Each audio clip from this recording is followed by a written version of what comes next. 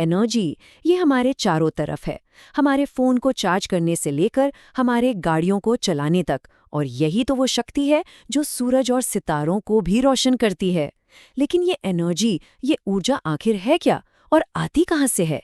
चलिए आज इसी कहानी को समझते हैं। ये बात कितनी सही है ना? हम बस एक स्विच ऑन करते हैं और हमारी दुनिया रोशन हो जाती है। पंखा चलने लगता है, कंप्यूटर स्टार्ट हो जाता है। सब कुछ इतना आसान लगता है कि हम ये सोचते ही नहीं कि इस एक स्विच के पीछे कितना बड़ा, कितना जटिल सिस्टम काम कर रहा है। तो यही आज का सबसे बड़ा सवाल है। ये बिजली, ये पावर जो हमारी पूरी मॉडर्न दुनिया की जान है, इसके सोर्स क्या हैं? और क्या हम हमेशा की तरह इन्हीं सोर्स पर निर्भर रह सकते हैं या हमें कुछ नया, कुछ बेहतर सोचने की ज़रूरत है? चलिए पता लगाते हैं। आज इस पूरी कहानी को समझने के लिए हम 4 हिस्सों में बात करेंगे।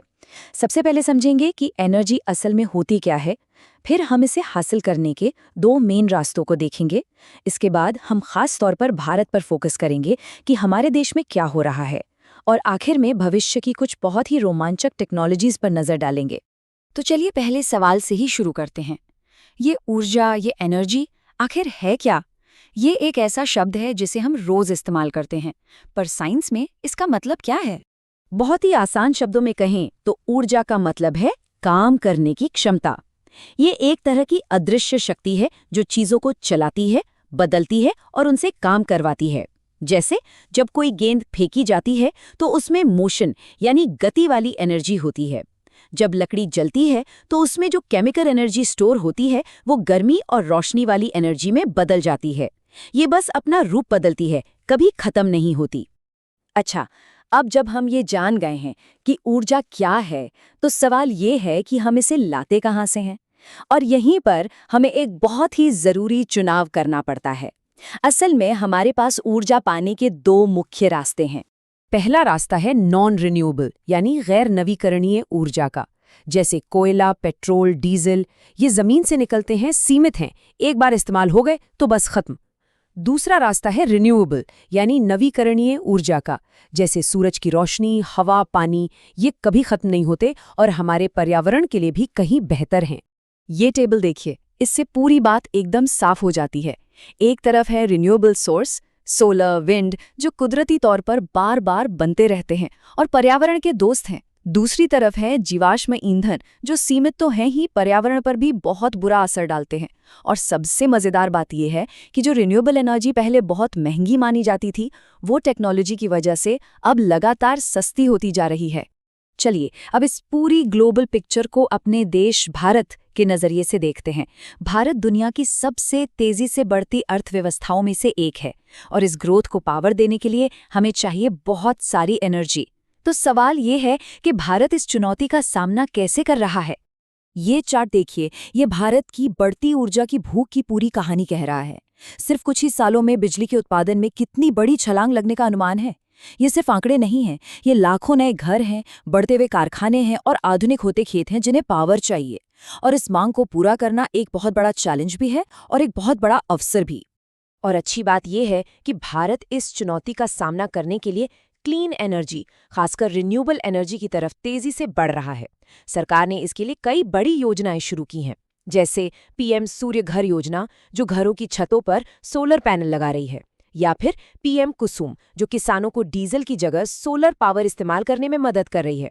और तो और बड़े पैमाने पर बिजली बनाने के लिए देश भर में बहुत बड़े बड़े सोलर पार्क भी बनाए जा रहे हैं। लेकिन बात सिर्फ सोलर पैनल लगाने की नहीं है। भारत एक स्मार्ट एनर्जी फ्यूचर बना रहा है, और इसका सबसे अच्छा उदाहरण है इंडिया एनर्जी स्टैक। इसे ना एनर्जी की दुनिया का यूपीआई समझ लीजिए। जैसे यूपीआई ने पैसों के लेन देन को डिजिटल और आसान बना दिया, ठीक वैसे ही ये डिजिटल प्लेटफॉर्म बिजली बनाने वालों को, ग्रिड चलाने वालों को और हम जैसे यूजर्स को एक साथ जोड़ता है।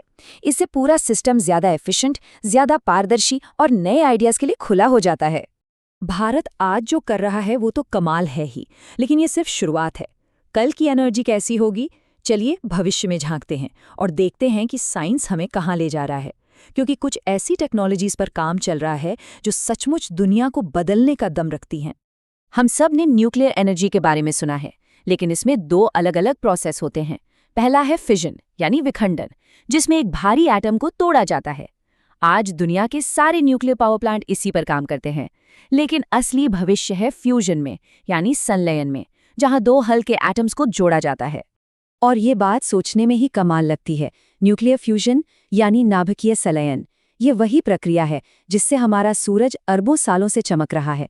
वैज्ञानिक असल में धरती पर ही एक छोटा सूरज बनाने की कोशिश कर रहे हैं। अगर वो इसमें सफल हो गए तो हमारे पास साफ सुथरी ऊर्जा का एक लगभग कभी ना खत्म होने वाला सोर्स होगा। फ्यूजन की असली ताकत को समझना है तो बस इस एक नंबर पर ध्यान दीजिए। 1 किलो कोयले के मुकाबले 1 किलो फ्यूजन फ्यूल में लगभग 1 करोड़ गुना ज्यादा एनर्जी होती है। दोबारा सुनिए, 1 करोड़ गुना। ये एनर्जी की दुनिया में एक ऐसी छलांग होगी जिसकी हम आज सिर्फ कल्पना कर सकते हैं। तो फ्यूजन एनर्जी में खूबियां ही खूबियां हैं। ये शहरों को 2400 घंटे रोशन करने के लिए लगातार भारी मात्रा में ऊर्जा दे सकती है। इसका ईंधन ड्यूटेरियम और लिथियम समुद्र के पानी और जमीन में भरपूर मात्रा में मौजूद है। इससे कोई कार्बन डाइऑक्साइड नहीं निकलती, सिर्फ हीलियम गैस बनती है जो नुकसान नहीं पहुंचाती। और सबसे बड़ी बात, ये पूरी तरह से सेफ है। इसमें न्यूक्लियर मेल्टडाउन जैसा कोई खतरा ही नहीं है। इसीलिए इसे साफ ऊर्जा का होली ग्रेल भी कहा जाता है। भविष्य का एक और बड़ा खिलाड़ी है ग्रीन हाइड्रोजन। सोचिए, हम सूरज या हवा से मिली बिजली का इस्तेमाल करके पानी को उसके 2 हिस्सों, हाइड्रोजन और ऑक्सीजन, में तोड़ दें। इससे जो हाइड्रोजन गैस बनती है वो एक 100% साफ ईंधन है। इसे गाड़ियों में डालिए, फैक्ट्रियों में इस्तेमाल कीजिए, ये बिजली बनाइए, और जब ये जलेगी तो धुएं की जगह निकलेगा सिर्फ पानी। तो हम आज एक ऐसे मोड़ पर खड़े हैं। एक तरफ वो पारंपरिक स्रोत है जिन्हें हम सदियों से इस्तेमाल कर रहे हैं, और दूसरी तरफ सौर, पवन, फ्यूजन और हाइड्रोजन जैसी नई साफ टेक्नोलॉजीज हैं। ये चुनाव आसान नहीं है, लेकिन ये फैसला ही हमारे ग्रह और हमारी आने वाली पीढ़ियों के भविष्य को तय करेगा। सोचने वाली बातें हैं ना?